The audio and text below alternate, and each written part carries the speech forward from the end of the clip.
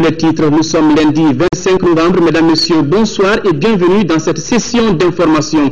Tout d'abord, série d'audience à Koulouba. Le président de la République a reçu successivement professeur Amos Sayer, ancien président intérimaire du Libéria, l'ancien premier ministre de Djibouti, Deleïta Mohamed Deleïta et Mohamed Ojar, ancien ministre des droits de l'homme du Maroc. Ces trois personnalités sont venues dire au président Ibrahim Boubacar Keïta leur satisfaction pour la bonne organisation des élections législatives d'hier. Reportage Garibou Pérou. Chef de la mission d'observation électorale de la CEDEAO est venu faire le compte-rendu de ses observations aux législatives de dimanche dernier. Premier à être reçu par le président de la République, Ibrahim Boubacar Keïta, professeur Amos Sayer a exprimé sa gratitude à l'ensemble du peuple malien à travers le président de la République pour le bon déroulement du processus électoral du 24 novembre 2013. Le processus était transparent, crédible, bien organisé. Nous sommes satisfaits. Le seul petit problème était le nombre de participants aux élections législatives comparé à l'élection présidentielle. C'était un peu faible. Sinon, tout était bien organisé et nous en sommes satisfaits. L'ancien premier ministre de Djibouti, Deleïta Mohamed Deleïta, indique lui aussi avoir échangé avec le chef de l'État sur la bonne tenue des législatives dernières. Il a souligné que l'Union africaine est et sera toujours aux côtés du Mali chaque fois que le besoin s'exprimera. Je me présente au président et ma qualité de chef de mission de l'Union africaine pour le Mali, pour les élections au Mali. Je me fais part des observations que nous avons eues depuis notre arrivée jusqu'à aujourd'hui, et surtout hier la visite que j'ai eue à Tombouctou et le déploiement de plus de 50 observateurs de l'Union africaine un peu partout, y compris dans le nord du pays. Concernant la sécurité a été renforcée. Nous sommes confiants que le déroulement de cette élection, et c'est le sentiment qui est partagé maintenant par tous les observateurs et toutes les organisations qu'il y a ici à Djibouti.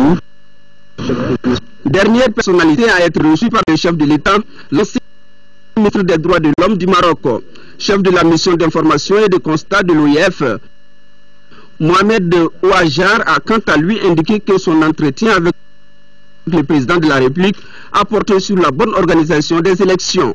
Nous avons eu l'honneur d'être reçus par son Excellence le président de la République. C'était l'occasion pour ma délégation et moi-même de transmettre à son Excellence les félicitations du secrétaire général de l'Organisation internationale de la francophonie, son Excellence Abdou Diouf, pour le bon déroulement du processus de la transition et pour la gestion correcte du processus électoral. Les trois personnalités sont convaincues que le Mali est debout avec toutes ses énergies. Il reste du devoir de ses citoyens de le rehausser au sommet du monde. Voilà, toutes nos excuses pour quelques problèmes techniques rencontrés dans la diffusion de cet élément. Le président de la République, Ibrahim Boubacar Keïta, reçoit demain mardi 26 novembre 2013 les bulletins 2011 et 2012 de la cellule d'appui aux structures de contrôle de l'administration CASCA, ainsi que le rapport 2012 du vérificateur général. Les cérémonies se dérouleront à la salle des banquets du palais de Koulouba, respectivement à 10h et 16h.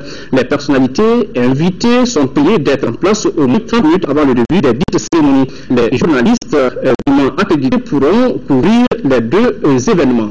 Le chef de la mission d'observation de l'Union africaine a été reçu par le Premier ministre Oumar Tatamli. Là également, il s'est félicité du bon déroulement du scrutin. Deleïta Mohamed Deleïta à sa sortie d'audience au micro de Soumaïla Berté. Je suis ici dans le cadre d'une mission d'observation de l'Union africaine et j'ai rendu une visite de courtoisie au Premier ministre, mais surtout pour lui faire rendre compte du travail que nous avons fait hier au niveau de l'observation. Comme je l'ai dit, j'ai été dans la région de Tombouctou et ici même à Bamako pour plusieurs fois le déploiement de certains nombres de bureaux. J'ai rendu compte au Premier ministre et surtout les remercier pour toutes les dispositions que le Canadien a pris pour l'organisation des sélections, mais aussi pour nous faciliter le travail de contact sécuritaire, logistique qui a été à notre disposition. J'ai pu aussi rencontrer un certain nombre d'autorités du pays pour voir que cette élection, ça s'est bien préparé par rapport aux recommandations qui ont été faites sur la base de recommandations qui ont été faites pendant les élections, les 2 tours de présidentielles. Il y a un certain nombre de choses qui ont été prises. Nous avons vu que tout a été pris en compte, une réussite totale, même s'il n'y a pas un engouement total de la population pour cette élection, qui est différente bien sûr de l'élection présidentielle. Nous sommes certains que cette élection a été calme, sereine, et toute transparente, et nous nous félicitons de cet état. En tout cas, c'est ce que je suis venu dire pour nous, toute satisfaction de l'Union africaine pour la qualité du travail qui a été fait par le gouvernement. L'après-élection, toujours le chef de la mission d'observation électorale de l'Union européenne au Mali, Louis Michel, était lui face à la presse. Objectif de cette conférence de presse, partager avec les hommes de médias la déclaration de la mission sur le premier tour des législatives. Reportage Nando Dambélé. Présente au Mali depuis l'élection présidentielle, la mission d'observation électorale de l'Union européenne est forte de 100 observateurs. Pour le premier tour de ces législatives, les observateurs européens ont visité 789 bureaux de vote sur 17 983 dans 5 des 8 régions du pays. Ils ont évalué positivement les opérations électorales à hauteur de 97,6% des bureaux de vote observés très bien et bien. Cette élection s'est bien déroulée. Et je crois, être autorisé à affirmer que entre l'organisation des élections présidentielles, où on avait déjà vu d'ailleurs une amélioration substantielle de l'organisation du scrutin pour le second tour, mais entre l'organisation du scrutin pour les présidentielles et l'organisation du scrutin pour ce premier tour des législatives, on a vu, et je crois qu'il faut exprimer une grande satisfaction, en tout cas pour une mission d'observation électorale de l'Union européenne comme la nôtre, qu'il y avait un réel effort qui avait été fourni de la part des autorités pour améliorer encore le fonctionnement de ce scrutin. Mais l'arbre ne doit pas cacher la forêt. Le patron de la mission d'observation électorale européenne a attiré l'attention des uns et des autres sur certains aspects institutionnels et juridiques pour une grande fluidité du système électoral dans le pays. Je pense qu'il faudra aussi refonder la loi électorale de manière à ne pas reproduire indéfiniment l'inégalité homme-femme. Notant bien la différence entre l'élection présidentielle et les élections législatives, Louis Michel a invité les partis politiques, les candidats et les citoyens à mettre à profit le second tour pour renforcer encore la reconstruction démocratique. Dans le même registre, le réseau d'appui au processus électoral au Mali a reconduit le pôle d'observation citoyenne électorale pour l'observation du premier tour des législatives. Après avoir recoupé les renseignements fournis par ces observateurs à travers la plateforme Mali Vote, les responsables du POUS ont fait cet après-midi une déclaration préliminaire. Nous proposons un extrait de cette déclaration, lu ici par Ibrahim Sango, rapporteur général du POUS. Ces propos sont recueillis par Chekouma Sangare. D'une manière générale, 93,8% des bureaux de vote couverts par les observatrices et les observateurs du réseau APM ont été ouverts à l'heure. Le poste a constaté que 91,8% des membres des bureaux de vote étaient présents, dont 13,9% des présidents et 47,96% des assesseurs sont des femmes.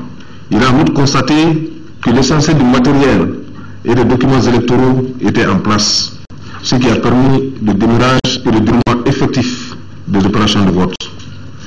Pour ce premier tour du scrutin des législatives, les électeurs ne se sont pas beaucoup mobilisés pour accomplir leur devoir civique. Toutefois, les dysfonctionnements signalés ça et là ont été corrigés pour l'essentiel grâce à la proaction et l'entregent du poste en relation avec ses observateurs, ses superviseurs et les autorités en charge de l'organisation des élections. Un tout autre plan ouverture ce matin au CICB d'un atelier sur le plan d'action 2009-2013 de lutte contre la corruption. Il s'agit pour les organisateurs de mettre à niveau les acteurs et préparer le forum sur la réorientation du plan d'action. L'atelier est initié par le comité de suivi et d'évaluation du plan d'action de lutte contre la corruption, compte rendu à Gali Agadissa. Les recommandations ici des États généraux sur la corruption et la délinquance financière, émis en novembre 2008, ont abouti à l'élaboration d'un plan d'action. C'est dans le but de mieux s'approprier ce document et relancer les activités en vue de lutter efficacement contre le phénomène de la corruption que se tient cet atelier. Le nouveau leadership malien, incarné par le nouveau président de la République et le gouvernement, a placé la lutte contre la corruption au centre du projet de reconstruction de l'État. C'est pourquoi il entend relancer le processus de mise en œuvre des recommandations des États généraux, tout en ayant le souci de procéder à des réajustements là où cela s'avère nécessaire pour imprimer plus d'efficacité à l'action de lutte. Le phénomène de la corruption nuit à la cohésion sociale et demeure la source des problèmes qui nuisent au développement économique et social des nations. Considéré par beaucoup comme un véritable fléau, la corruption a atteint une telle profondeur dans nos pays qu'elle est qualifiée de systémique. Les travaux auxquels prennent part les représentants des départements ministériels, du secteur privé et de la société civile durent 3 jours. Transition toute trouvée, autre grand titre de ce journal, la 4e session ordinaire de la Cour d'assises de Bamako s'est ouverte aujourd'hui. Au total, 80 affaires au rôle. Les infractions commises vont des tentatives d'enlèvement de personnes, vol qualifié assassinat. Reportage Bourama Traoré. Cette 4e session ordinaire de la Cour d'assises est la dernière de l'année judiciaire 2013. À la barre, 105 accusés pour 80 affaires inscrites au rôle. Pour cette session, les infractions contre les mœurs prédominent notamment la pédophilie et les viols. Pour comprendre les faits et savoir la loi applicable, il faut que l'enquête préliminaire et l'instruction ficellent des dossiers clairs et consistants. Aussi, pour que le verdict soit compris, il faut connaître les règles qui gouvernent son déroulement. Il faut souligner à cet effet que le procès doit être public, équitable.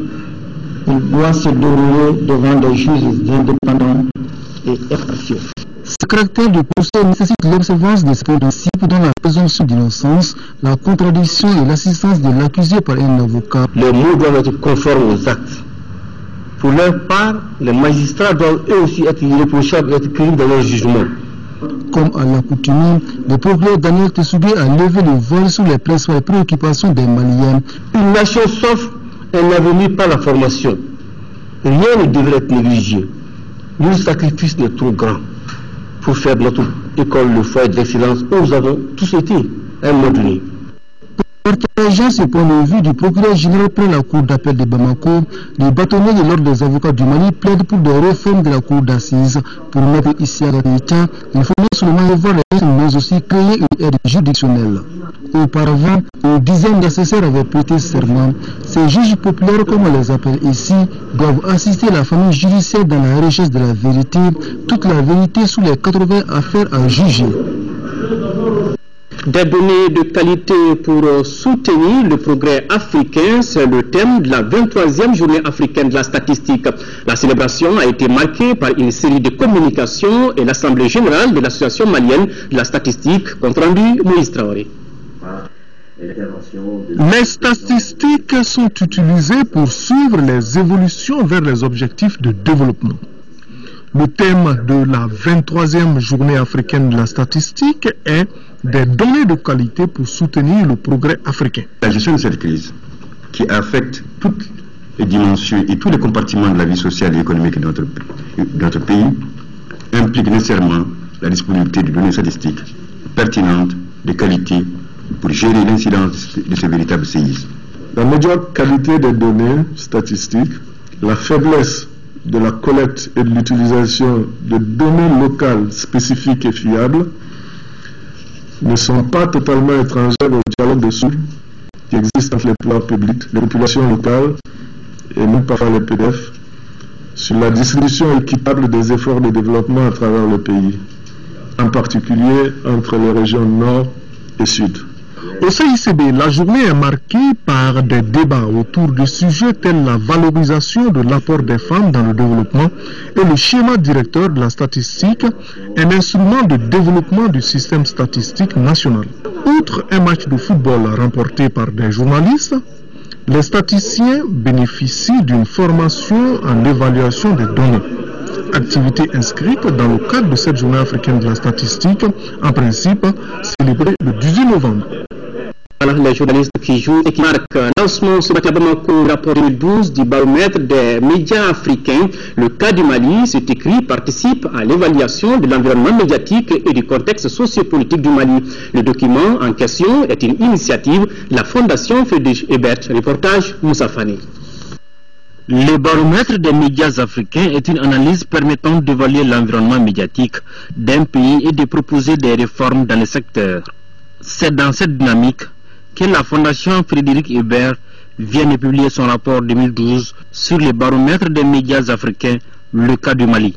Le baromètre des médias est un instrument développé par la FES qui est utilisé depuis plusieurs années pour analyser la situation des médias.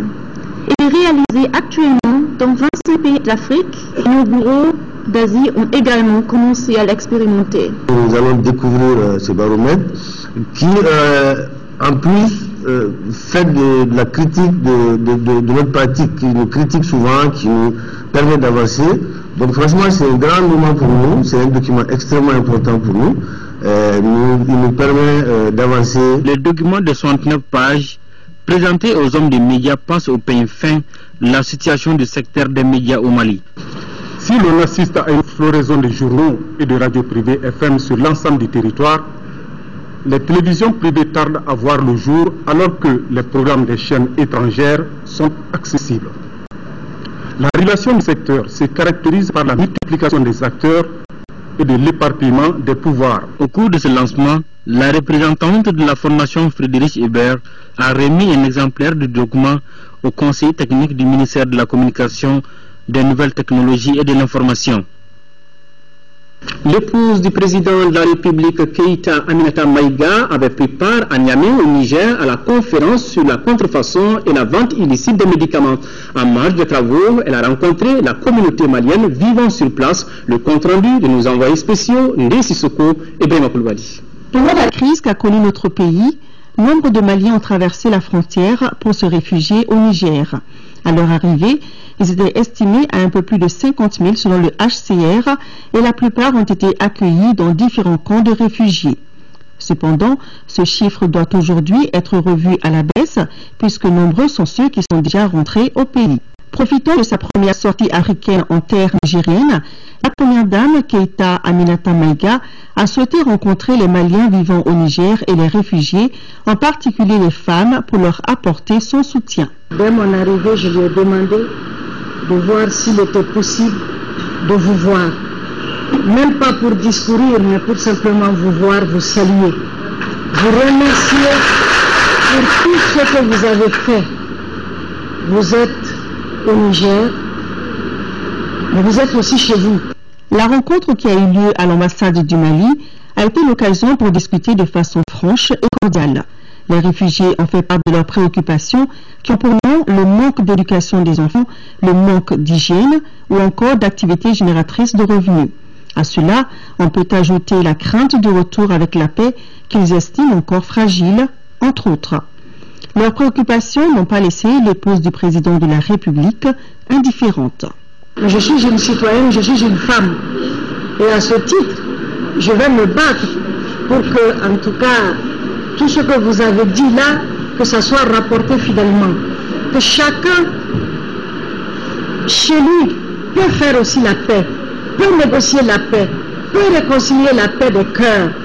Parce que c'est ça, c'est de ça dont on a besoin. Mais chacun, dans chaque famille, il faut qu'il y ait cette solidarité, qu'il y ait ce pardon, que l'on puisse se pardonner, que l'on puisse dire le Mali d'abord. Quand je dis le Mali d'abord, c'est pas le slogan, mais c'est vrai que le Mali ne mérite pas ça.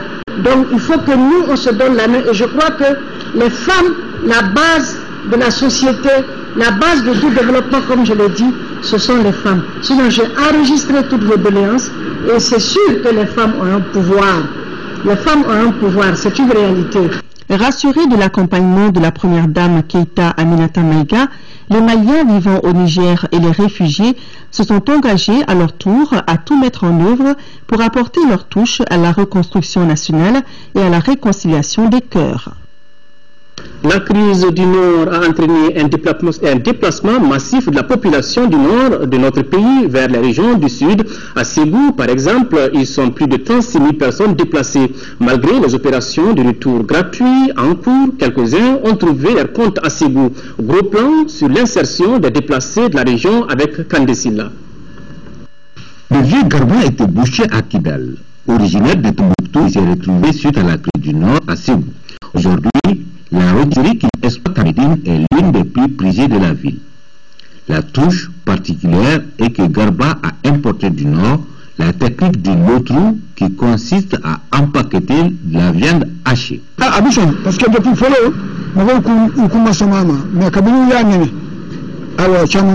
y a le marché depuis que les gens ont pris goût.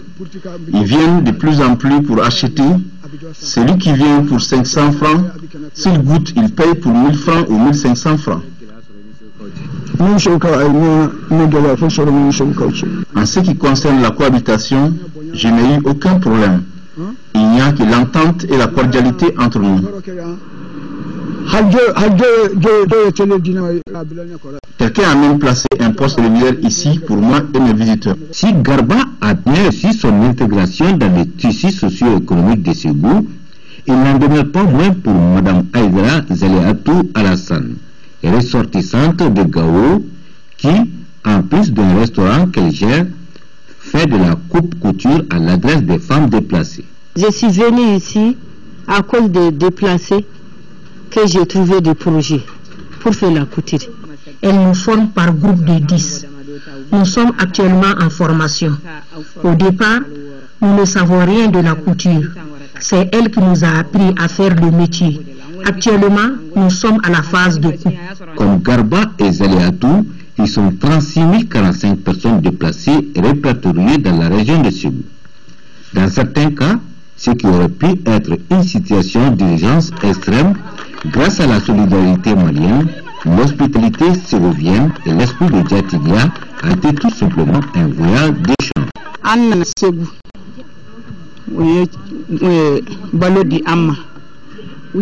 Nous sommes venus à Ségou. Nous avons bénéficié de vivres et de beaucoup d'autres choses. Le projet Human Network nous a aidés à faire des petits métiers. Nous avons choisi la teinture parce qu'au nord, nous venons teindre nos tissus soit à Ségou ou à Bamako.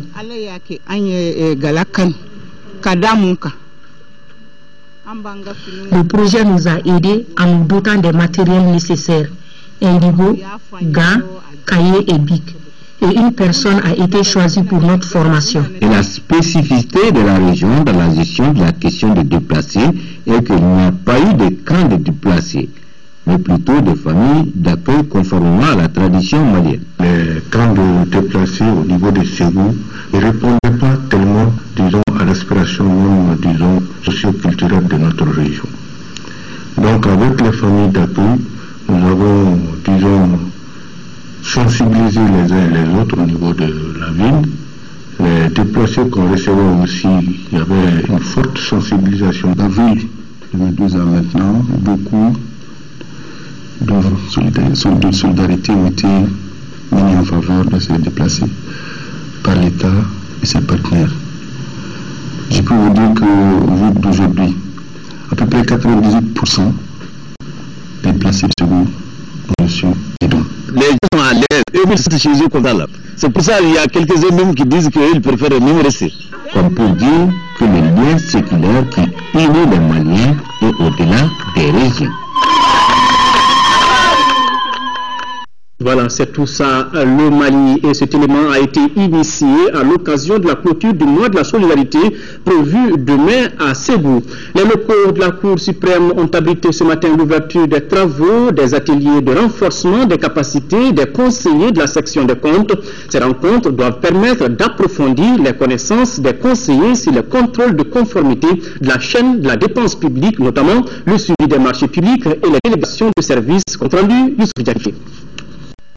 Une meilleure appréhension des opérations de recettes et de dépenses qui sont effectuées en termes de prévision, d'émissions, de recouvrement et de paiement, le fonctionnement d'une recette perception.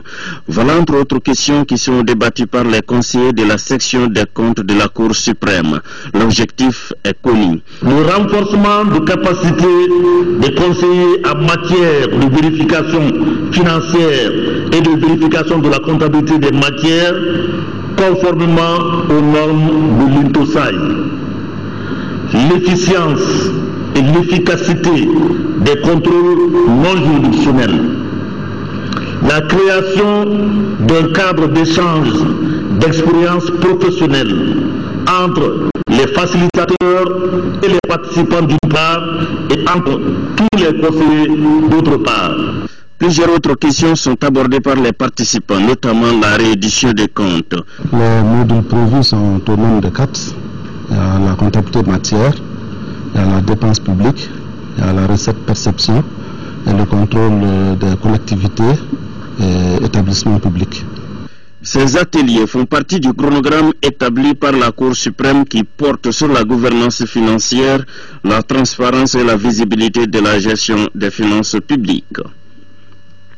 Le Fonds d'appui à la formation professionnelle et à l'apprentissage, FAFPA, est à la recherche d'un mécanisme consensuel de financement de l'équipement des actions de formation, une session sur le cadre méthodologique d'élaboration et de mise en œuvre des programmes de formation selon l'approche par compétences et sur l'harmonisation des 10 programmes de formation est en cours. Compte rendu, Fadem Bakeya.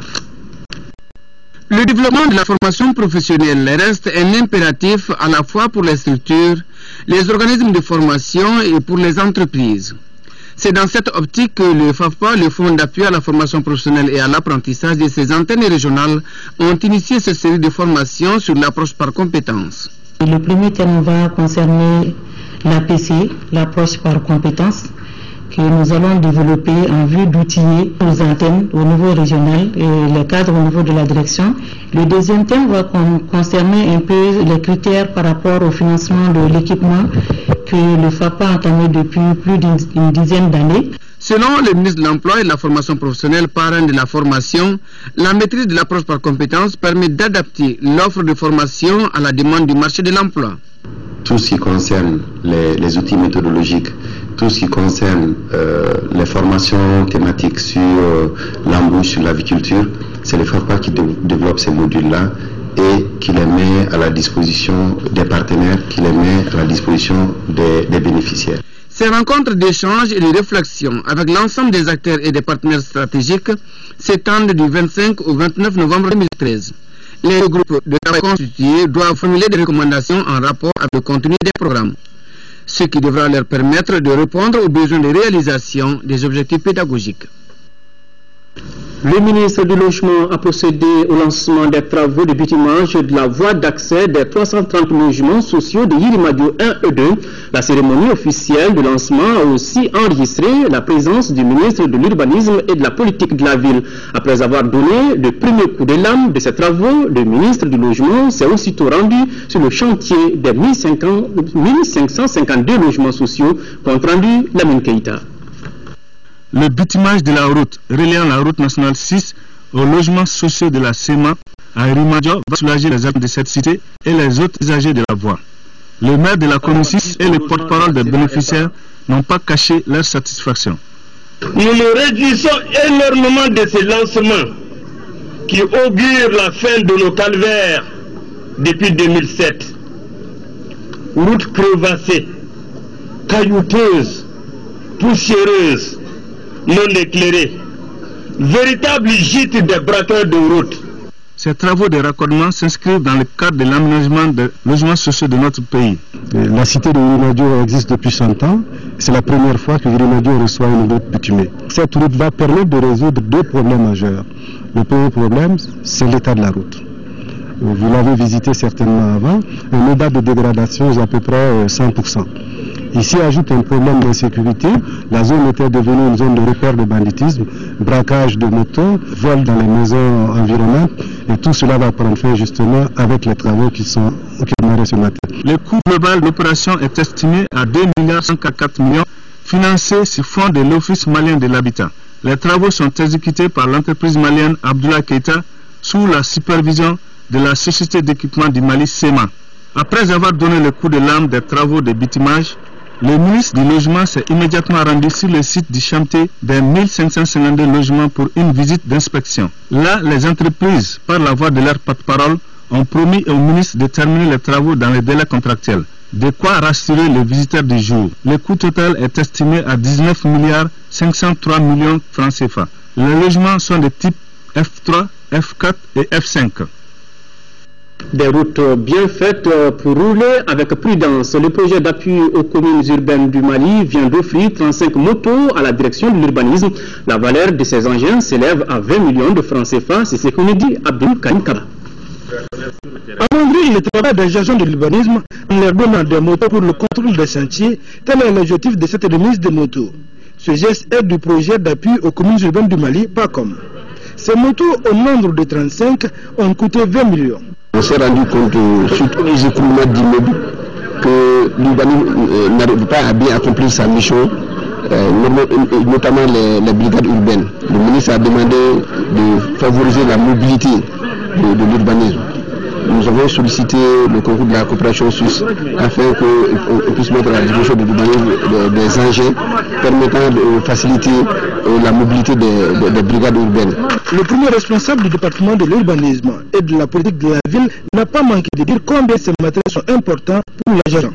Ces 35 motos, le service de l'urbanisme, aussi bien à Bamako, mais aussi sur l'ensemble du territoire, seront dotés de moyens leur permettant d'être mobiles, d'aller sur les chantiers, d'être constamment, je dirais, à l'ouvrage afin que tous les chantiers, toutes les constructions puissent être faites selon les normes.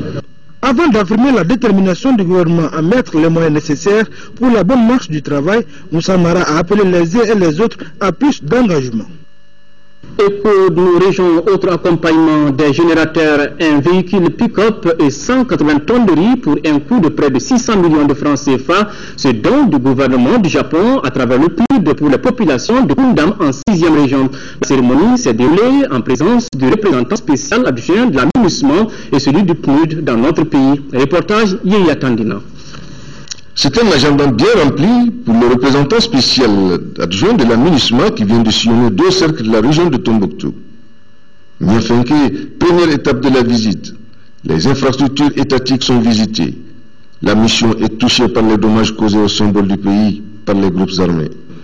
J'étais un peu choqué par ce que j'ai vu avec le pillage qui a été fait à tous ces bâtiments et surtout la perte des archives. On est là pour voir avec les autorités comment on peut donner un coup de main pour la reprise de la justice et la gendarmerie, la police et aussi le système des prisons, parce que ça c'est très important pour l'ouverture de l'état des droits. Ensuite, Gundam. 600 millions de francs CFA investis en vivres et équipements agricoles pour les populations du Fagubin. 180 tonnes de riz, 3 groupes électrogènes pour les centres multifonctionnels des femmes de Tonka, Bintabungu et Gundam, et un pick-up 4x4 pour le système Fagubin OMVF. La mise en œuvre de ces projets permettra, entre autres, de lutter contre la pauvreté et ses manifestations sociales et économiques. De l'électricité et de l'eau, une mission conjointe EDEM-SA Somagep vient de séjourner à Gao. Au menu des échanges avec les populations, de nouvelles dispositions sont prises par les 2 services pour la continuité de la fourniture d'eau et d'électricité. Il s'agit notamment du rétablissement normal de l'électricité dont les arriérés pour la ville de Gao s'élèvent à plus de 700 millions de francs CFA. L'annulation de cette dette par EDEM a été accueillie avec joie par les populations. Compte rendu Drissa Kone. Pour cette reprise normale des activités de l'EDM-SA et de la SOMAGEP, il ne s'agira pas pour les populations de payer les arriérés de l'EDM qui s'élèvent à 723 890 000 francs CFA. Les échanges ont porté sur les nouvelles dispositions prises par l'État dans le cadre de la continuité normale des activités des 2 structures. Côté EDM, la grande nouveauté est le remplacement des compteurs existants par des compteurs prépayés, communément appelés ISAGO, qui coûtera 3 125 francs CFA, toutes taxes incluses. Ce travail débutera le 15 décembre prochain. Pour résoudre d'équité, les payés contreplacés seront rechargés par l'EDM. Le paiement commencera pour tous les clients aussitôt que ce processus sera achevé. Cette mesure est valable pour la facture d'eau dont les compteurs seront relevés pour ce faire. Comptons sur l'accompagnement de chacun pour aider à la normalisation et dans l'intérêt de tous. En vue de faciliter ce travail, les branchements anarchiques doivent être déclarés. Autre bonne nouvelle, la ville de Gao se verra bientôt dotée de 200 lampadaires solaires. De nombreuses ampoules économiques déjà disponibles seront aussi distribuées gratuitement aux services publics comme l'hôpital, les mosquées, la mairie, entre autres. Le ministre en charge des affaires religieuses et du culte, Amadou Oumar Assi-Diallo, séjourne à Doha, au Qatar, depuis hier, sur invitation de son homologue qatari. Au centre de leur entretien pendant ces 2 jours, la coopération islamique et les possibilités d'appui multiforme à notre pays, notamment dans l'organisation du pèlerinage et la lutte contre la pauvreté. Au terme de sa visite, le ministre Diallo et son homologue qatari mettront la main sur un projet accord cadre de coopération bilatérale. Le programme de gestion décentralisée des forêts a procédé au lancement des activités de son projet renforcement des mesures et capacités adaptatives. C'était à Koni, dans la commune de Ngouraba, cercle de Kati. Une plateforme multifonctionnelle et de riches ont été installées dans le village. Le coût de l'investissement est estimé à environ 10 millions de francs CFA. C'est ce que nous dit Moussa Fani. À travers son projet renforcement des mesures et capacités adaptatives, les responsables du programme de gestion décentralisée des forêts GDFOR viennent de lancer leurs activités à Koni. L'objectif est de contribuer à une meilleure adaptation au changement climatique. Ils ont remis une plateforme multifonctionnelle, 300 ruches et autres accessoires à la population de la localité. Nous attendons de la population leur adaptation aux effets néfastes du changement climatique. Nous attendons de la population de exploiter dans la forêt. Nous attendons aussi de la population de pouvoir se mobiliser autour de ces équipements pour tirer le maximum de revenus de ces équipements-là. Et ça s'inscrit dans le cadre de l'appui de la Direction nationale des eaux et forêts à travers le programme GDFOR. Le matériel réceptionné devra permettre d'appuyer les populations riveraines des forêts classées dans la diversification et l'accroissement des activités économiques. Le projet renforcement des mesures et capacités adaptatives qui opère dans 6 villages des cercles de Koulikoro, Kati et Djouila entend initier les bénéficiaires à la connaissance de l'abeille et l'installation des ruches. Les autorités communales de Nioro ont baptisé l'école fondamentale de Keima au nom de Feu Mbouye Sibi. Par ce geste, il s'agissait de rendre un hommage mérité à l'homme, suivant ce commentaire de Moussa Fani. L'école fondamentale de Kaïmé de Nioro porte désormais le nom de Mbouye Sibi. Cette cérémonie de baptême vise à immortaliser l'homme. Nous adressons auparavant toute notre reconnaissance et notre profonde gratitude à toutes les personnes qui ont eu cette belle et bonne initiative en donnant le nom de Mbouye Sibi à cette école. Qu'Allah de Tout-Puissant les assiste dans toutes leurs œuvres. Les parents de M. Mbouye Sibi, ses amis et tous ceux qui l'ont connu, vous disent merci pour cette action pour Béjil, pour un barbon. Mbouye était l'exemple à suivre. Les autorités scolaires ont salué cette initiative pour rendre un hommage mérité à Feu Mbouye Sibi. La remise de fournitures scolaires à l'école par la famille Mbouye Sibi et l'animation folklorique ont été les temps forts de cet événement. Sport tennis, les rideaux sont tombés ce week-end sur la 35e édition du championnat national. En finale jouée au tennis club du stade de Modibo Keïta, le champion en titre Sékou Dramé a battu Draman Bakayoko en 7, 6-3, 6-3 et succède à lui-même. Ousmane Daoud était présent à cette finale. Pendant 2 semaines, 173 joueurs ont compétit dans 11 catégories, à savoir les doubles messieurs, simple dames, junior garçons, les cadets et cadettes, les minimes filles et garçons, les benjamines et benjamins, les vétérans et le simple monsieur, la catégorie reine. Pour la grande finale, 2 champions sont en face. D'un côté, Draman Bakayoko, vainqueur en 2011, et de l'autre, Sékou Dramé, champion en titre. Après la cérémonie protocolaire d'usage, les 2 finalistes se retrouvent sur le court pour engager les hostilités. Le début de la partie est très serré en 2 joueurs très techniques qui affectionnent le fond de cours, ce qui fait que les scores sont serrés 1-1, 2-2, 3-3 au bout de 20 minutes. Mais plus les minutes passent, plus Sékou Dramé fait parler son expérience avec des revers foudroyants, ce qui lui permet d'empocher le premier set 6-3 en 37 minutes. Mécontent d'avoir perdu le premier acte de jeu, Dramane Bakayoko change de style et mène rapidement 2-0 grâce à des coups droits implacables et un service très puissant. Mais Sékou Dramé se ressaisit vite en imposant son style, c'est-à-dire beaucoup d'échanges pour au bout conclure par des balles liftées ou par un coup droit. Fatigué par la tactique de son adversaire, Dramane Bakayoko commet beaucoup de fautes directes et Sékou Dramé s'impose facilement au second set 6-3 en 42 minutes. Comme cette finale se joue au meilleur de 2 sets, dont Sékou Dramé est le nouveau champion du Mali de tennis, monsieur. La 35e édition a enregistré la participation des 4 ligues régionales, CAI, Koulikoro, Sikasso et Moti. Catholiques du Nord, elles n'ont pas compétit, mais le président était à Bamako, ce qui démontre la bonne santé de la discipline. Ce qui est encourageant au niveau de la Fédération malienne de tennis, c'est justement l'implantation de ce centre-là. C'est justement le projet le tennis à l'école, qui sont des éléments, des paramètres, des déterminants pour la réussite sportive. Donc d'année en année, on constate justement que ce tennis se développe à travers les idées que le bureau fédéral met en place pour son développement, pour son épanouissement. Pour la Fédération malienne de tennis, le plus important, c'est la participation et c'est pourquoi elle a remis des prix et des équipements de tennis à toutes les catégories qui ont participé à cette 35e édition. Esprit sain dans un corps sain. Santé, la chronique Santé Jour nous amène dans le monde des logiciels appliqués à la gestion. Depuis le 29 janvier de cette année, l'hôpital Gabriel Touré est dans l'ère de Open Clinic, une plateforme informatique qui a amélioré la gestion des ressources de ce centre hospitalier. Elle peut permettre techniquement au ministre de la Santé ou au directeur de voir les entrées financières. Les techniciens disent que Open Clinic peut mieux faire. Les données qu'ils donnent peuvent aider à prendre des décisions en matière de santé publique. Focus Santé est allé voir, suivez cet élément.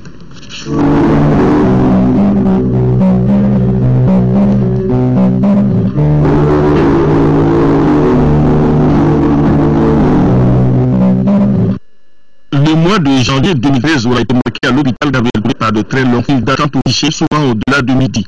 La cause de ces désagréments vécus côté patient était l'introduction d'un nouveau logiciel pour améliorer d'abord la gestion financière de la structure. À travers ce logiciel, on est capable de savoir combien a été payé pour telle prestation de soins au sein de l'hôpital Gabriel Touré et de savoir ça a été payé auprès de qui quand le patient vient pour se soigner au sein de l'hôpital Gabriel Touré.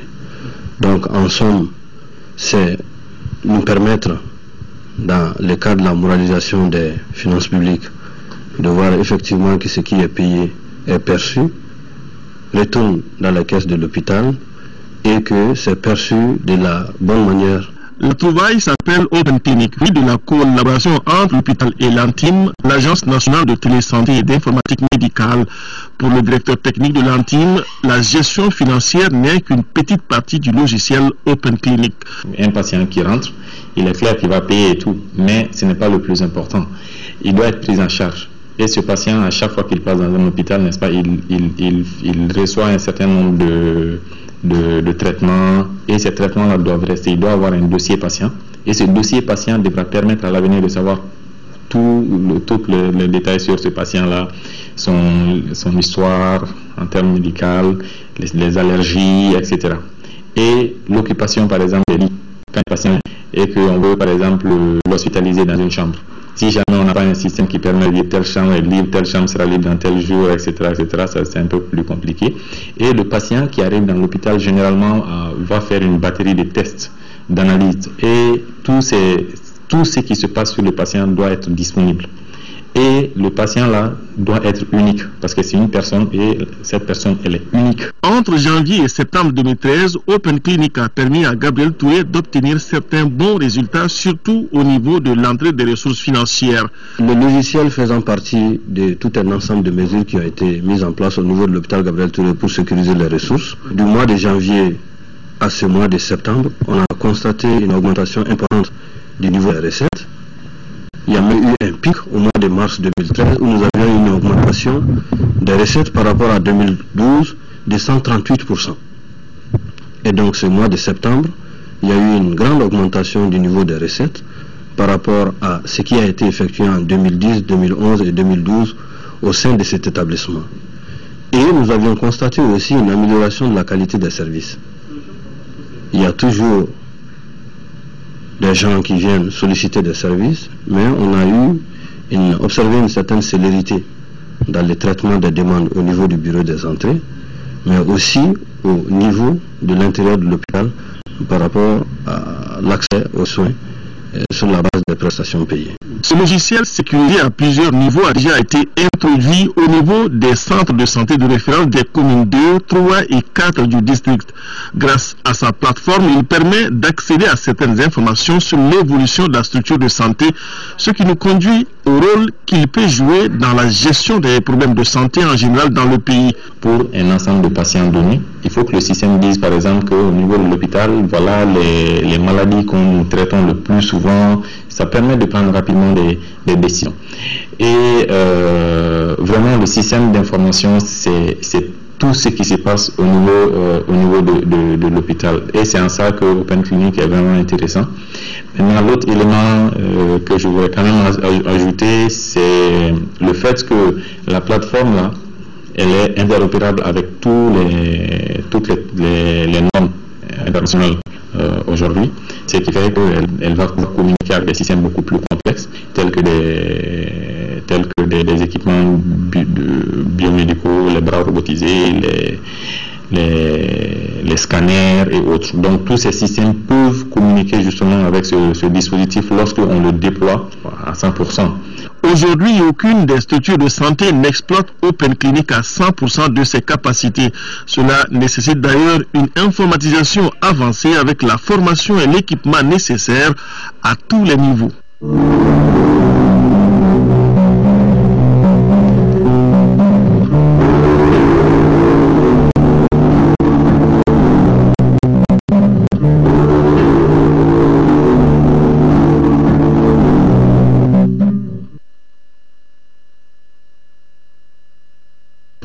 On vous annonçait hier Daouda Dia du bureau des oulémas de l'ORTM qui a fait valoir ses droits à la retraite en 2011 n'est plus. Ces obsèques ont eu lieu hier après-midi à Djelibougou. C'était en présence de la grande famille de l'ORTM, des amis et parents